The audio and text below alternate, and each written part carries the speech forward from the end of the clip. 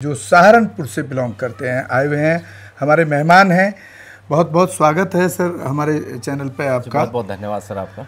और साथियों, मैं थोड़ा सा उनका एक परिचय भी दे देता हूँ कि एक बहुत जब मैं उनसे भी ऑफ कैमरा जब बात हुई तो वाकई में उनका जो त्याग है, एक बड़ा त्याग किया उन्होंने।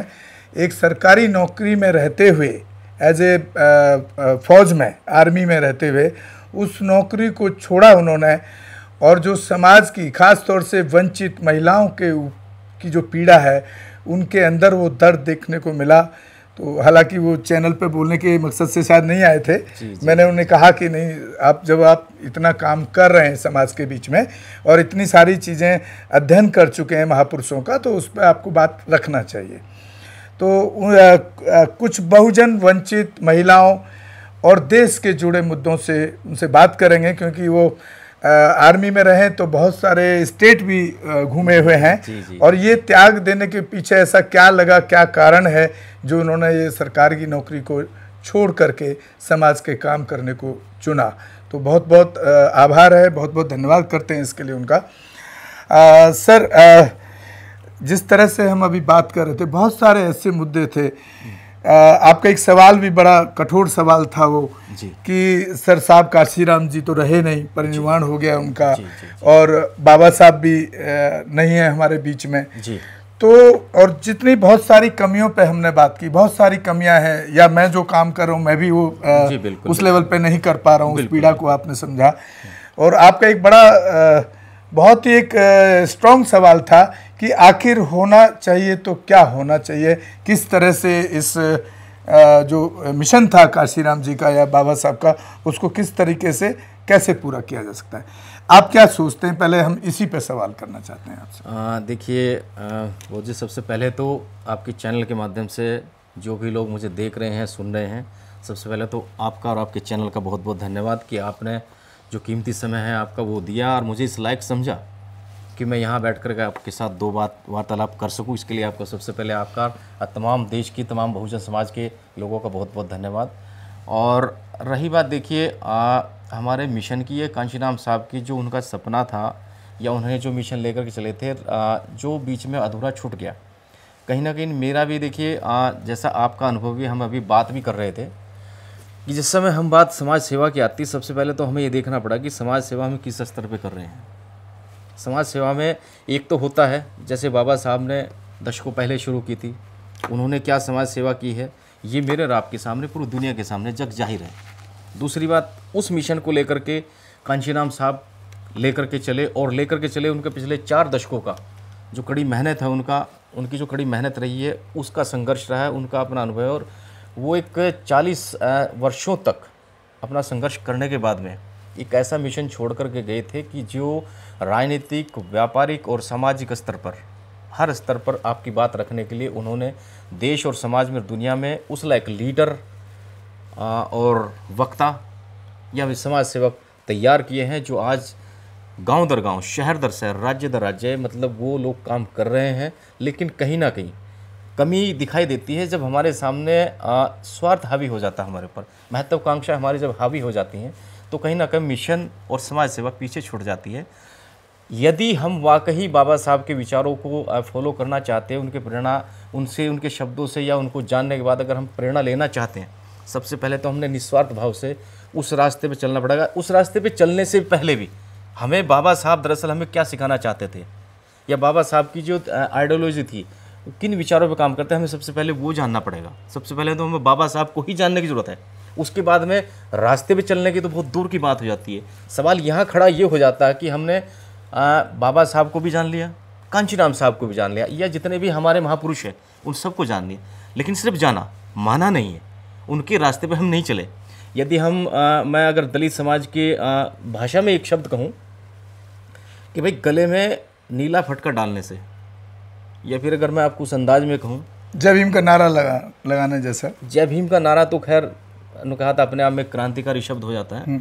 मतलब एक शब्द चला है। नहीं, मेरा मतलब है सर, जय भीम का नारा तो लगाते हैं, लेकिन बाबा साहब को जब पढ़े ही नहीं, उनकी बायोग्राफी तक नहीं पता, तो उस जय भीम के नारे का कहाँ क्रांति रह जाएगी? मैं वहीं आ रहा हूँ जी। एक 2 लाइन है कि मंदिर की गुरबत पे बैठने से गिद्ध भगवान नहीं हो जाते। मंदिर की गुर्बत पे बैठने से गिद्ध भगवान नहीं हो जाते, वैसे ही गले में नीला फटका डालने से कोई कांचीराम नहीं हो जाते। मेरा सिर्फ कहने का ये मतलब है।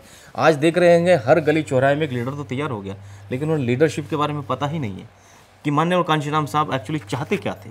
उन्होंने अपना सब कुछ, या बाबा साहब ने अपना सब कुछ न्यौछावर जो किया, अपना तन मन धन उन्होंने सब कुछ समाज के प्रति समर्पित कर दिया। बल्कि यदि मैं आपको ये कहूँ, बड़ा कड़वा लग सकता है लोगों को, कि यदि आज बाबा साहब जिंदा होते, यदि माननीय कांचीराम साहब आज जिंदा होते, आज मेरे ख्याल में जो समाज की दशा और दिशा हो चुकी है उसे देख करके रोते कि मैंने अपना सर्वस्व किस समाज और किस कौम के लिए अपना न्यौछावर कर दिया, क्योंकि हम वहाँ से उन रास्ते से ही भटक चुके हैं। बाबा साहब ने हमें सबसे पहले क्या सिखाया था, हमारे महापुरुष बाबा साहब भी छोड़ दीजिए आप, यदि आप उससे भी पीछे जाएंगे आप, जो दशकों का हमारा सदियों का इतिहास रहा, उन्होंने हमें हमेशा इस बात को कहा कि भाई अंधविश्वास से आप दूर रहिए। बाबा साहब ने हमें भी वही बात सिखाई कि जो संत महापुरुषों ने हमारे सिखाया था कि भाई जो हमारे क्रांतिकारी लीडर रहे हैं, चाहे वो समाज स्तर पर रहे या राजनीतिक स्तर पर रहे, उन्होंने हमें यही सिखाया कि भाई अंधविश्वास किसी भी तरह का हो सकता है। उन्होंने किसी की अवहेलना तो नहीं की, उन्होंने कहा कि भाई पहले स्वयं को जानो, उसके बाद मानो। तथागत गौतम बुद्ध भी वही बात कहते हैं कि मैंने क्या कहा आप इस पर विचार मत कीजिए, उसे मत मान लिए, मैंने जो कहा वो आपकी नज़र में खरा है कि नहीं है, पहले उस पर आप उस तथ्य पे जाइए, उस पर गौर कीजिए। आप उसके लिए आपको प्रैक्टिकली जाना पड़ेगा, तब आप उस बात को मान लीजिए। बाबा साहब ने जो कहा था कि भाई आप अंधविश्वास से बचिए, आप पूजा पाठ से बचिए, बेफिजूल खर्ची से बचिए आप, और आप विडम्बना देखिए। जिन लोगों से बचाने के लिए बाबा साहब ने अपना पूरा जीवन न्यौछावर कर दिया, आज हमने बाबा साहब को उसी रास्ते पे लाकर भगवान खड़ा कर दिया।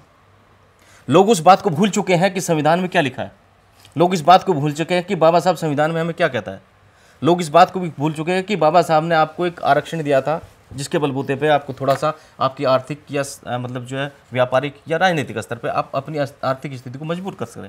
और आप आज देख लीजिए हम उस मुद्दे से भटक चुके हैं। उन्होंने हमें क्या कहा था, हम कहाँ जा रहे हैं।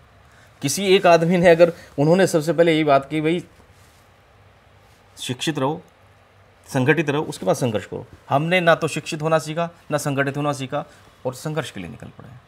अब दो स्टेप सबसे पहले उन पर हमने काम किया ही नहीं, तो हम कहाँ से संघर्ष कर लेंगे, हम फाइट सफल कहाँ से हो जाएंगे।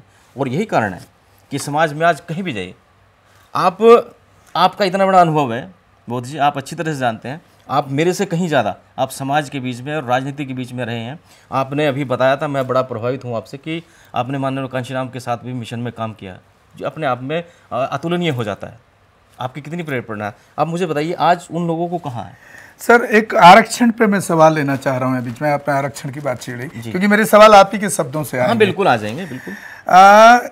जैसे कि मैंने अभी ऑफ कैमरा आपको बताया कि मैंने आरक्षण छोड़ दिया जी, तो ये जो आरक्षण, जैसे मान लो एक आईपीएस बन गया या आईएएस बन गया, इंजीनियर डॉक्टर बन गया, तो आपको नहीं लगता कि उसको आरक्षण छोड़ देना चाहिए ताकि हमारे दूसरे उस समाज के व्यक्ति को मिले जिसको नीड है। क्योंकि मैं समझता हूँ एक बार आरक्षण मिलने से वो घर अपने आप में उसको खुद को इतना मजबूत कर लेना चाहिए अपनी नेक्स्ट जनरेशन को पढ़ा करके कि उसको ना लेना पड़े, लेकिन ऐसा होता हुआ तो कहीं दिखता नहीं। मोदी, सबसे पहले तो हमें यही जानना चाहिए कि दरअसल देश जब आज़ाद हुआ आरक्षण लागू कहाँ हुआ। सच बात तो यह है कि जो झंझुना, मैं इसको झंझुना ही कहूँगा, जिस झंझुना का हमें देश आज़ाद होने के बाद में पकड़ा था, जिसे आरक्षण कहते हैं, वो हमें मिला ही कहाँ। आप यदि स्टडी करेंगे या आप फौज में जाएंगे, मैं फौज में हूँ इसलिए मुझे इस बात का पता है, देश की तीनों सेनाएं, आर्मी, नेवी, एयरफोर्स, जैसे हिंदी में कह सके वायुसेना, जल सेना और थल सेना, तीनों ही भारतीय सेनाओं में आरक्षण है ही नहीं। हमें इस बात का पता होना चाहिए, ठीक है। उसके बाद में आप यदि हम प्राइवेट सेक्टर में जाते हैं, आरक्षण कहीं है ही नहीं। यदि हम वहाँ से सेंट्रल गवर्नमेंट के ऐसे कितने विभाग है जहाँ पे आप जाएंगे तो आरक्षण की कहीं गिनती है ही नहीं, तो आरक्षण मिला ही कहाँ। सबसे पहले तो यदि आरक्षण खत्म करने की बात आती है या आरक्षण को लेने की बात आती है, दरअसल यदि मैं अगर आरक्षण के बलबूते पे यदि मैं 9 लाख बैकलॉग है सर, अभी मैं पहुंच गया हूं, समझ सकता हूं उस बात के लिए। यदि मुझे लगता है कि आरक्षण के बलबूते पे मैं यहाँ से मेरा जो फैमिली जो बैकग्राउंड है वो मैंने थोड़ा स्ट्रॉन्ग कर लिया, मैं समझता हूँ उस बात के लिए कि हाँ ये बात सही है कि मुझे आरक्षण को छोड़ देना चाहिए, मेरे से जो अगले जिसको उसकी ज़रूरत है उसको मिल जाना है। लेकिन सरकार भी तो अभी यही काम करने जा रही थी। मैं तो सिर्फ ये बात कहता हूँ कि उससे पहले आप आरक्षण उस आदमी को जरूर दें जिसको उसकी ज़रूरत है, लेकिन उससे पहले आप ये भी तो बताइए कि आरक्षण आप देंगे कैसे, जब आपने अभी तक जातिगत आधार पर या सामाजिक स्तर पर उस आर्थिक स्थिति के बारे में जायजा ही नहीं लिया जिसकी देश को जरूरत है। आप मुझे बताइए, यदि मैं आपसे ये सवाल करता हूँ कि भाई मुझे बता दीजिए आज देश के अंदर में आरक्षण की जरूरत किसे है, तो आप बताएंगे क्या? क्योंकि सरकार अभी तक आंकड़े तो जो कर नहीं पाया। जी। सबसे पहले तो उस पर काम करने की जरूरत है। अभी पिछले महीने जो आंदोलन हुआ दलित समाज का जो डिसीजन आया दरअसल वही तो था जी कि भाई ये आरक्षण इसमें क्रिमिनल लागू कर दो, कोई बात नहीं, कौन मना कर रहा है, आप कर दीजिए, हम भी लागू करना चाहते हैं, कोई समस्या नहीं है, कर दीजिए। लेकिन आप उससे पहले ये तो बताइए कि आप किस बेस पे लागू करना चाहते हैं, ये जानना बहुत जरूरी हो जाता है। और देखिए, जब आप वहाँ आरक्षण में, मैं तो आपके चैनल के माध्यम से ये बात भारत सरकार को भी पहुँचाना चाहता हूँ। मैं तो चाहता हूँ कि उस पर डिबेट बाकायदा बैठ करके जब सुप्रीम कोर्ट में डिसीजन लिया जा रहा है, मुझे बताइए जब ये डिसीजन लिया जा रहा है, क्या वहाँ दलित समाज का या वंचित समाज का कोई सुप्रीम कोर्ट में कोई जज बैठा है? गवाही साहब थे ना सर आपके समाज से, किसने जाना इस बारे में? कम से कम उस बारे में जाकर के जनमत तो होना चाहिए ना कि भाई ये डिबेट, ये मतलब ये फैसला नहीं जा रही सरकार, कम से कम उस बारे में सोचे तो सही, पता भी तो लगे, तभी तो उस पर डिसीजन लिया जाए। उससे पहले तो आदमी को ये सोचना पड़ेगा कि भाई जो डिसीजन सरकार लेना चाहती है या हम जिससे सहमत होना चाहते हैं, मुझे कम से कम पता तो लगे उस बात का कि हाँ भाई ये डिसीजन सरकार लेना चाहती है, ये हित में है जनता के या अहित में है। मैं तो इस पर इतना ही कहना चाहता हूँ।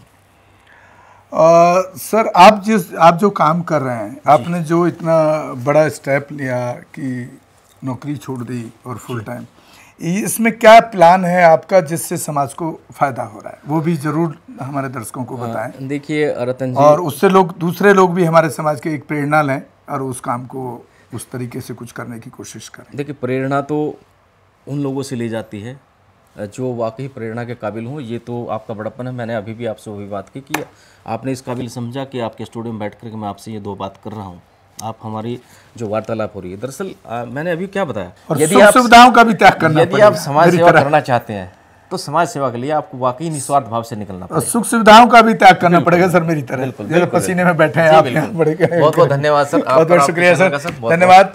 उम्मीद करता हूं कि आप हमारे चैनल को ज़्यादा शेयर करें, सब्सक्राइब करें, ताकि हम इस तरह की कड़वी सच्चाई जिससे समाज का नुकसान हो रहा है उसको आप तक ला सकें। और ये बात अगर हमारे उन लीडरों तक भी पहुंचे, उसमें वो सुधार करें, तो हम उनका बिल्कुल तहे दिल से साधुवाद भी करेंगे, धन्यवाद भी करेंगे, उनकी तारीफ भी करेंगे। बहुत बहुत अपने चैनल से हमारे चैनल बहुजन दस्तक को लाइक, शेयर, सब्सक्राइब देखना मत भूलिएगा। जय भीम, जय भारत, जय संविधान, नमो बुद्धाय। धन्यवाद। चैनल आर्थिक समस्या से गुजर रहा है। अगर आप बहुजन समाज में बाबा साहेब अम्बेडकर और तथागत बुद्ध की विचारधारा को अधिक से अधिक लोगों तक पहुंचाना चाहते हैं तो हमें आर्थिक सहयोग प्रदान करें, ताकि हम अपने चैनल के माध्यम से देश विदेश में समता, बंधुता, एकता और संवैधानिक अधिकारों को ज्यादा से ज्यादा लोगों तक पहुंचा सकें। आप अपनी सहायता राशि नीचे लिखे खाते में जमा करा सकते हैं। खाता धारक गौतम रत्ना, खाता संख्या 316957686551, IFSC कोड SBIN 0060336, बैंक भारतीय स्टेट बैंक। आप हमारे बैंक खाते का विवरण स्क्रीन पर भी देख सकते हैं। हमारे channel Gautam films production and raw cinema को लाइक, शेयर, सब्सक्राइब देखना मत भूलिएगा। थैंक्स, धन्यवाद।